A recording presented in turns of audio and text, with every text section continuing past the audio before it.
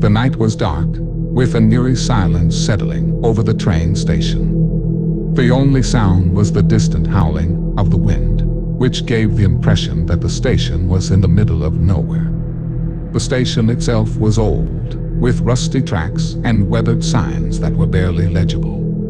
A lone ticket counter sat in the center of the station, with a dim light flickering above it. As the train pulled into the station, the passengers disembarked, eager to stretch their legs after a long journey. They milled about, their breath misting in the cold air. But something felt off. The station seemed deserted, with no sign of any station attendants or workers.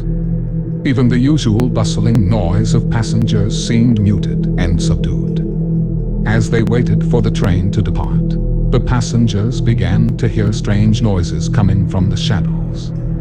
It was as if something was moving just out of sight, stalking them from the darkness.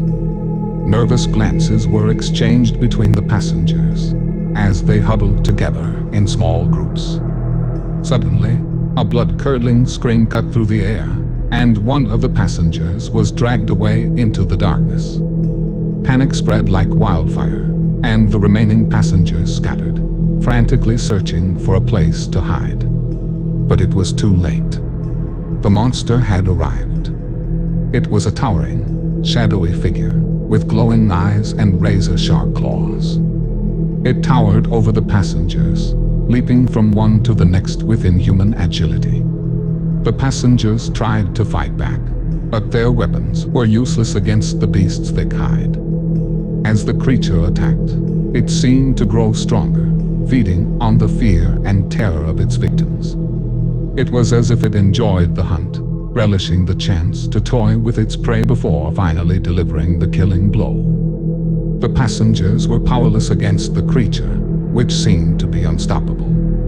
And then, just as suddenly as it had arrived, the monster vanished into the darkness. The passengers were left shaken and traumatized, their nerves frayed and their minds reeling. They huddled together in small groups, trying to come to grips with what had just happened. As the train finally pulled out of the station, the passengers breathed a sigh of relief, glad to be leaving the horror behind. But their respite was short-lived. As the train picked up speed, the creature reappeared, attacking the train with a ferocity that was terrifying to behold. The passengers were trapped, with no escape from the creature's wrath. They huddled together, their hearts pounding in their chests, as the monster smashed its way through the train. Doors were ripped from their hinges, windows shattered, and seats torn apart. The darkness of the night, the passengers were at the mercy of the creature, unable to defend themselves against its onslaught. The sound of screams and breaking metal echoed through the train, a cacophony of horror that seemed to go on forever. And then, just as suddenly as it had begun, the attack stopped. The train shuddered to a halt, and the passengers peered out the shattered windows, unsure of what to expect. The monster was gone, and in its place was only the dark, silent night. The passengers stumbled out of the train, their minds still reeling from the horror of the attack. They huddled together, unsure of what to do next, when suddenly they heard a noise coming from the darkness. It was the sound of footsteps, slow and deliberate, and they knew that the monster was still out there. With no other options, the passengers began to run, desperate to find safety from the creature's wrath. They ran through the darkness, tripping and stumbling over the rough terrain, their breath coming in ragged gasps. And then, just as they thought they couldn't run any further, they saw a faint light in the distance. It was a small cabin, nestled among the trees, with smoke curling from the chimney. It was their only hope. As they stumbled towards the cabin, they heard the creature's howl echoing through the night. It was getting closer, and they knew they had to hurry. They reached the cabin just in time, slamming the door shut and barricading it with whatever they could find. For a few moments, there was only the sound of their own heavy breathing, as they tried to catch their breath and collect their thoughts. Then they heard the creature's claws scraping against the wooden door, and they knew it was trying to get in. The passengers huddled together in the corner, their eyes wide with terror, as the creature relentlessly battered the door. They knew they couldn't hold out for much longer, and they began to pray for a miracle. And then, suddenly, the creature stopped.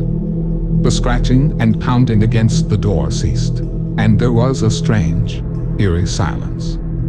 The passengers held their breath, afraid to make a sound, as they waited for whatever came next.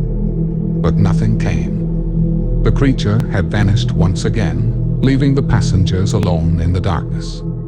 They waited for what seemed like hours, unsure of whether it was safe to leave the cabin, until the first light of dawn began to break through the trees. Slowly, hesitantly, they emerged from the cabin, blinking in the bright light of day. The station was deserted, the train gone, and the tracks empty. There was no sign of the creature, or of any of the passengers who had been attacked. It was as if it had all been a terrible nightmare, a hallucination brought on by the darkness and the fear. But the passengers knew better. They had seen the horror with their own eyes, felt the creature's claws tearing through their flesh. They knew that the monster was real, and that it could strike at any time. And so they left the station, vowing never to return. They went their separate ways, never speaking of what had happened that terrible night. But they carried the memory with them, a reminder of the fragility of life and the darkness that could lurk in even the most mundane of places.